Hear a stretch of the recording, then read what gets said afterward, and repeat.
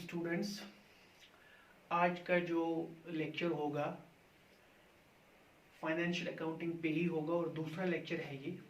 Previously हमने एक lecture दिया था फाइनेंशियल अकाउंटिंग पे, और अगर आपको याद होगा पहले लेक्चर में हमने बात की थी फाइनेंशियल ट्रांजैक्शंस की और बिजनेस में जिनके रिलेटेड ट्रांजैक्शंस होती है यानी अकाउंट्स की। तो जैसे हमें पता है कि जो जो भी ट्रांजैक्शन बिजनेस में होती है वो तीन टाइप्स के अकाउंट के मुतालिक होती है। वो तीन टाइप्स के अकाउंट्स क्या है, अगर आप नजर डालें, अकाउंट्स जो होते हैं वो तीन टाइप्स के हैं: पर्सनल अकाउंट, रियल अकाउंट और नॉमिनल अकाउंट।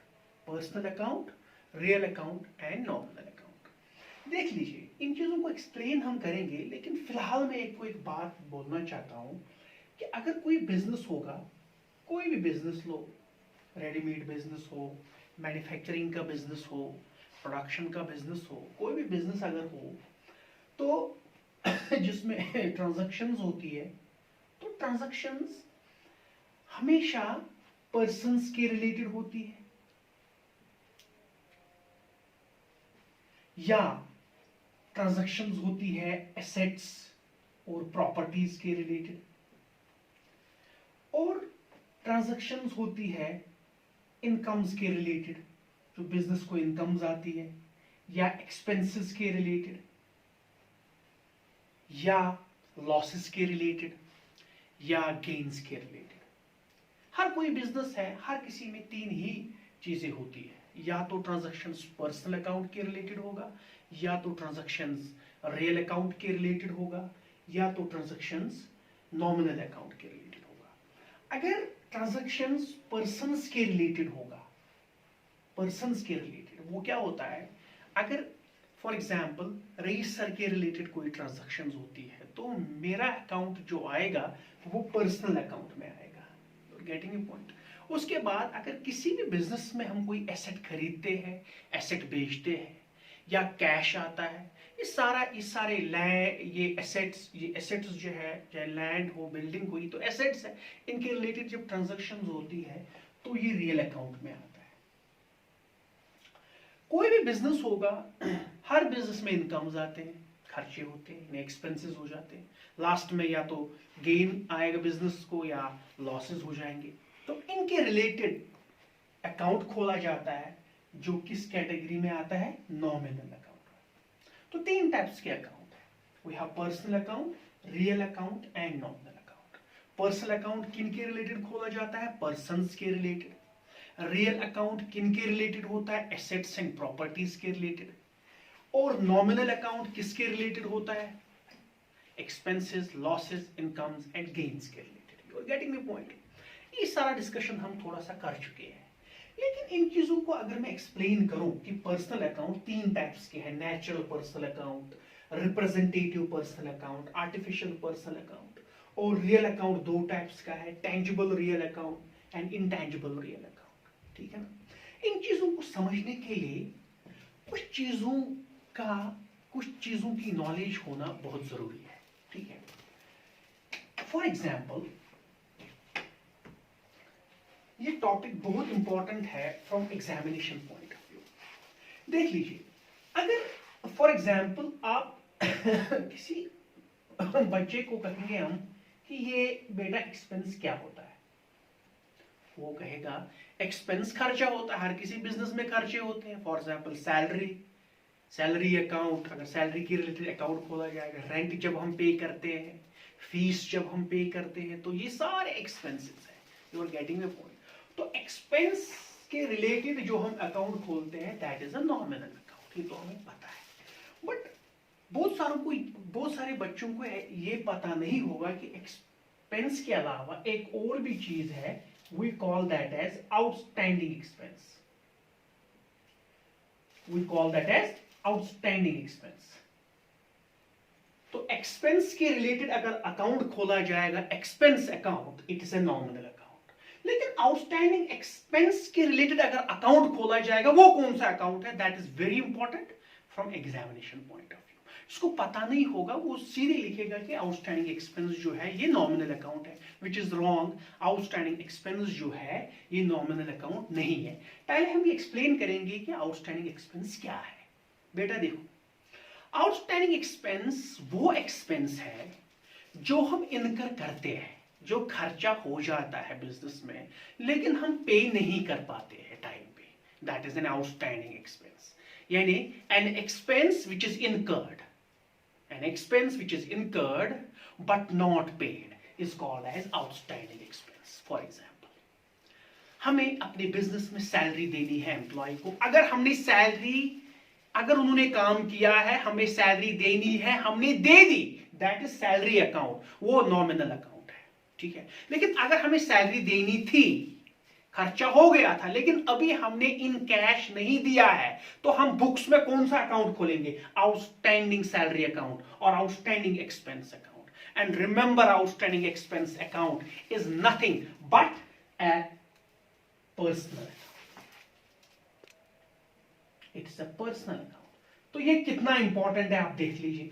अगर आपको आएगा outstanding expense account is a nominal account, real account और personal account, it is a personal account. You are getting my point. दूसरी बात, दूसरी चीज पे आप ध्यान दो। आप फॉर एग्जाम्पल, एक्सपेंस की तो बात होगी, अब दूसरा पॉइंट में यहां डिस्कस करने जा रहा हूं, that is income. What's an income? For business, income वो होता है जो बिजनेस के रिसीट्स आते हैं। कोई काम, जब कोई सर्विस, कोई बिजनेस देता है या कोई प्रोडक्ट बेचता है, वहां से जो इनकम आती, कैश आता है, that is income for the business. You are getting my point. उस इनकम के रिलेटेड अगर अकाउंट खोला जाएगा, वो किस में आएगा? वो नॉमिनल अकाउंट में आएगा बेटा। किस अकाउंट में आएगा? नॉमिनल अकाउंट में। लेकिन ये इंपॉर्टेंट नहीं है, इंपॉर्टेंट ये है what is outstanding income. What is outstanding income account? Outstanding income account, this is very important. So what is the difference between income and outstanding income? Income क्या होता है? Income होता है अगर कोई हमने सर्विस दी है, कोई प्रोडक्ट भेजा है या कोई काम किया है, उसका जो कैश हमें आया है, यानी जो हमने कमाया है वो हमें मिला भी है, that is an income, that's an income. लेकिन ऐसी इनकम जो हमने कमाई है, अंडरस्टैंड इट, जो हमने कमाई है लेकिन अभी हमने रिसीव नहीं की है, we call that as outstanding income. और अगर अकाउंट खोला जाएगा, it is outstanding income account.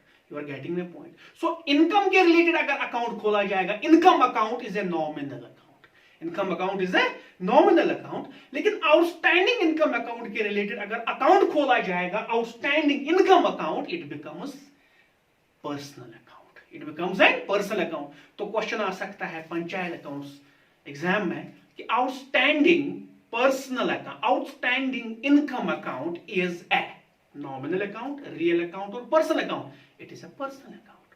You are getting my point. तो ये चीजें हैं। लेकिन इसके रिलेटेड मैं एक और बात बोलना चाहता हूं related to accrued income, ACCRUED, accrued income. Accrued income, बेटा आप ध्यान दीजिए, accrued income. So what is an outstanding income, वो मैंने बोला आपको, and what is an accrued income, let me tell you what is accrued income. ठीक है, एक्रूड इनकम और आउटस्टैंडिंग इनकम जो है ये एक ही बात है, लेकिन थोड़ी सी डिफरेंस है। सो अगर मैं बोलूं आपको what's an outstanding income, it's an income which is earned but not received is outstanding income. Accrued income होता है an income which is earned but not received। तो आपको लगेगा सर ने तो एक ही डेफिनेशन बताई, आउटस्टैंडिंग इनकम की भी और एक्रूड इनकम की भी एक ही डेफिनेशन है, लेकिन इनकी डिफरेंस क्या है? Let me tell you what is the difference. ठीक है, डिफरेंस क्या है आप थोड़ा सा गौर फरमाइए। फॉर एग्जाम्पल, अगर हमारे पास एक बंदा है ए, इसने कहीं से 100 रुपया कमाया है। A has earned 100 rupees from somewhere, काम किया है, 100 रुपया कमाया है। You are getting my point. तो फॉर एग्जाम्पल, आज के डेट के हिसाब से इसको ये 100 रुपया 19 जुलाई को लेना था। जहां पे इसने काम किया था उस बंदे ने बोला था कि मैं आपको ये 100 रुपया कब दूंगा, 19 जुलाई, लेकिन अभी इसको नहीं मिला है। तो ए के लिए ये कौन सी इनकम है? इट इज एन इनकम जो इस बेचारे ने कमाई है, रिसीव नहीं की है, ड्यू डेट भी गया है। ये ड्यू डेट कब था? 19 जुलाई। So an income which is earned but not received and due date has passed is called as outstanding income. ठीक है। एंड नंबर सेकेंड, अगर यही इनकम ए को 23 जुलाई को लेनी थी, तो 23 जुलाई अभी आया है, फॉर एग्जाम्पल आज की डेट में नहीं आया है, आज 21 जुलाई है। ठीक है। तो कब लेनी है ये इनकम? 23 जुलाई। दिस मीन्स इस ए ने इनकम कमाई है, रिसीव नहीं की है, लेकिन ड्यू डेट भी नहीं आया है। It is accrued income. So what is the difference between the outstanding income and accrued income? बिल्कुल इनकम सेम है, दोनों आउटस्टैंडिंग है, इन्हें दोनों अर्न किए होते हैं लेकिन रिसीव नहीं किए होते हैं इनकम। लेकिन फर्क क्या है? आउटस्टैंडिंग इनकम में ड्यू डेट पास हुआ होता है और एक्रूड इनकम में अभी ड्यू डेट पास नहीं हुई होती है। You are getting my point? But चाहे आउटस्टैंडिंग इनकम अकाउंट हो या एक्रूड इनकम अकाउंट हो, दोनों कौन से अकाउंट है? दोनों पर्सनल अकाउंट्स है। कौन से अकाउंट्स है? Personal account. ठीक। तो अगर कोई बताएगा एक्सपेंस के रिलेटेड अगर अकाउंट खोला जाएगा, इट्स अ नॉमिनल अकाउंट, लेकिन आउटस्टैंडिंग एक्सपेंस के रिलेटेड अगर कोई अकाउंट खोला जाएगा, it is a personal account. Income account is a nominal account, outstanding income account is a personal account, accrued income account जो है ये भी personal account है। ठीक है। कौन सा personal account? वो हम जब हम टाइप्स पढ़ेंगे तब हम देखेंगे। You are getting the point? ये थोड़ा सा इस पे डिस्कशन था, लेकिन अगर आप फिर से यहां आएंगे कि जो अकाउंट्स होते हैं जिनके रिलेटेड ट्रांजैक्शंस होती है, ये 3 टाइप्स की है, personal account, real account and तीसरा नॉमिनल अकाउंट, जो मैं लिखूंगा अभी। पर्सनल अकाउंट के भी 3 टाइप्स है, natural, representative and artificial personal account. ठीक है। फॉर एग्जांपल, अगर कोई बिजनेस है हमारा, मान लीजिए ये हमारा बिजनेस है, ठीक, तो इस बिजनेस में हम ए, बी, सी और डी के रिलेटेड अकाउंट खोलते हैं। ए मानो प्रियंका है, बी मानो रईस सर है, सी मानो कोई भी है। ठीक है। इनके रिलेटेड जब हम अकाउंट खोलते हैं तो ये आते हैं किस में? पर्सनल अकाउंट्स में, लेकिन नेचुरल पर्सनल अकाउंट में। किस में आते हैं? नेचुरल पर्सनल अकाउंट में, यानी ऐसे persons which are direct creations of almighty Allah. Suppose मेरे मुतालिक अगर अकाउंट खोलोगे आप, it is a natural personal account. You are getting my point? लेकिन इंपॉर्टेंट ये है रिप्रेजेंटेटिव पर्सनल अकाउंट। अब यहां पे ध्यान दीजिए, जो भी मैंने अभी बताया, outstanding income account, accrued income account, outstanding expense account, you are getting my point? वो सारे आते हैं पर्सनल अकाउंट में, लेकिन किस पर्सनल अकाउंट में? Representative personal account. तो आज के बाद आप याद रख लीजिए from examination point of view, अगर एक्सपेंस वहां पे आएगा सैलरी अकाउंट इज ए, ये नॉमिनल अकाउंट है, लेकिन आउटस्टैंडिंग सैलरी अकाउंट जो है ये पर्सनल अकाउंट है, लेकिन कौन सा personal account? Representative personal account. You are getting my point? And number third, मैंने आउटस्टैंडिंग की बात की, तो जितनी भी आउटस्टैंडिंग चीजें हैं, चाहे वो एक्सपेंस हो चाहे वो इनकम हो, दोनों रिप्रेजेंटेटिव पर्सनल अकाउंट में आते हैं। लेकिन मैंने आउटस्टैंडिंग की बात की, लेकिन एक और चीज जो है जो बहुत इंपॉर्टेंट है, that is about prepaid. Prepaid यानी एक्सपेंस जो है लेकिन prepaid expenses, prepaid expenses. Prepaid को छोड़ो, expense is a nominal account, लेकिन prepaid expense account is a representative personal account. Prepaid expense क्या होता है? फॉर एग्जाम्पल, अगर हमारा बच्चा किसी स्कूल में पढ़ता है, तो हमें मान लो जून का फीस देना है, तो उस बच्चे ने जून की पढ़ाई पढ़ी है, तो अब हमें फी देना है। तो ये कोई हम पहले ही फी नहीं भरते हैं, उसकी एजुकेशन हमारे बच्चे ने हासिल की होती है, लेकिन हम क्या करते हैं, हम जाते हैं स्कूल में, हम जुलाई, अगस्त, सितंबर, अक्टूबर का फीस पहले ही भरते हैं। ठीक है। तो हम खर्चा पहले ही करते हैं, तो we call that as prepaid expense. We call that as prepaid expense. ठीक है। तो प्रीपेड एक्सपेंस जो है, अगर प्रीपेड एक्सपेंस के रिलेटेड हम अकाउंट खोलेंगे, it is a representative personal account. Remember once for all. एक और चीज, सुबह या कल मुझे गेट पे नॉक होता है, भाई इस डिश टीवी का फीस भरो आप, ठीक है। मैं खुद सोच रहा हूं यार ये बार बार क्यों आएगा, मैं 4-5 महीने का पहले ही भर के रखता हूं। We call that as prepaid fees account, prepaid expense account. तो prepaid fees account, prepaid expense account is a representative personal account. लेकिन प्रीपेड को हटाओ, सिर्फ एक्सपेंस रहेगा ना, तो it becomes what, it becomes the nominal account. अगर prepaid लगाओगे यहां से या आउटस्टैंडिंग लगाओगे, ठीक है, then it becomes representative personal account. This is a very important point, ठीक। बाद में एक और डिस्कशन इन पे है, ये बहुत इंपॉर्टेंट टॉपिक है, इस पे वो मैं आता हूं इस पे।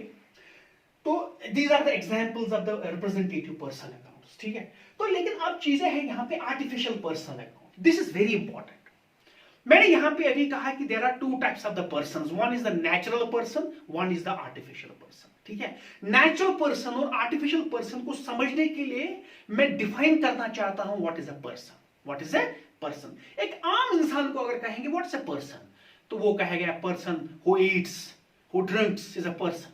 लेकिन अकाउंटिंग में पर्सन की डेफिनेशन कुछ और है। पर्सन की डेफिनेशन ये है कि एक ऐसी एंटिटी जो स्यू करे किसी को, किसी पे केस कर सकता है और उल्टा उस पे केस हो सकता है। You are getting my point, that is a person in the eyes of accounting. For example let me explain, अगर मैं स्टेट बैंक ऑफ इंडिया का कस्टमर हूं, if I am an customer of State Bank of India, तो अगर मुझे वो sufficient service provide नहीं करते हैं, ठीक है, तो मैं क्या करता हूं, मैं वहां के मैनेजर को केस नहीं करता हूं, मैं स्टेट बैंक ऑफ इंडिया को केस करता हूं। स्टेट बैंक ऑफ इंडिया जो है पर्सन है, ठीक है ना, under companies act SBI is a person, Jammu and Kashmir bank is a person. तो मैं उस एंटिटी पे केस करता हूं, उस नाम पे केस करता हूं। तो वहां जो मैनेजर है ना, सिर्फ वो पर्सन नहीं है, जहां वो काम करता है, उसका banner SBI, state Bank of India, Jammu Kashmir bank, Reliance, ये सारे पर्सन है, ठीक है ना। तो उल्टा एसबीआई भी मुझ पे केस कर सकता है। You are getting my point. So person की डेफिनेशन यही है। तो अगर हम एसबीआई का अकाउंट खोलेंगे, ठीक है, या किसी कंपनी का अकाउंट खोलेंगे, company account is A personal account, but artificial personal account, artificial personal account. तो ये आर्टिफिशियल, तो इन तीनों के दरमियान, इन तीनों के रिलेटेड बिजनेस में ट्रांजैक्शंस होती है। You are getting my point, तीनों के रिलेटेड बिजनेस में ट्रांजैक्शंस होती है। तो ये आ गई पर्संस की बात। लेकिन आपको ये भी पता है कि जब ट्रांजैक्शंस होती है बिजनेस में, एसेट्स के रिलेटेड भी होती है। मान लो मेरी कोई ऑर्गेनाइजेशन है, मैं एसेट खरीदता हूं, मैंने एसेट कोई खरीदा, कोई एसेट जो है ऑब्सोलीट हो गया, उसको बाहर कर दिया। You are getting my point. कोई गुड्स भेजी, कैश आया, ठीक है, तो एसेट्स आता भी है, एसेट्स जाता भी है। You are getting my point. तो एसेट के रिलेटेड जब हम अकाउंट खोलते हैं ना, this is called as real account. Asset के रिलेटेड अगर कोई अकाउंट खोलेंगे, we call that as real account. For example किसी बिजनेस ने लैंड खरीदी, तो कौन सा अकाउंट हम खोलेंगे, लैंड अकाउंट। तो लैंड अकाउंट कौन सा अकाउंट है, ये कोई पर्सनल अकाउंट नहीं है, नॉमिनल अकाउंट नहीं है, ये रियल अकाउंट है। Building account is a real account. You are getting my point. लेकिन to differentiate it, to distinguish it, there are 2 types of real accounts.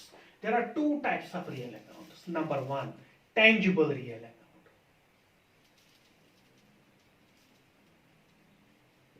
Tangible real account and intangible real account. कौन सा है, tangible real account and intangible real account.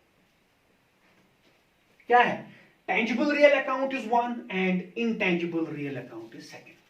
C real account तो पता है, इसमें assets आते हैं, एसेट्स के रिलेटेड अकाउंट खोला जाता है। लेकिन टेंजिबल क्या है, as the word indicate, tangible mean those assets which can be felt, जिनको हम देखते हैं, सी करते हैं, टच कर सकते हैं। For example land, building, furniture, chair, table, they are all what, they are all tangible real accounts. तो टेंजिबल रियल अकाउंट में क्या एग्जांपल है, furniture account, land account, building account, ठीक है।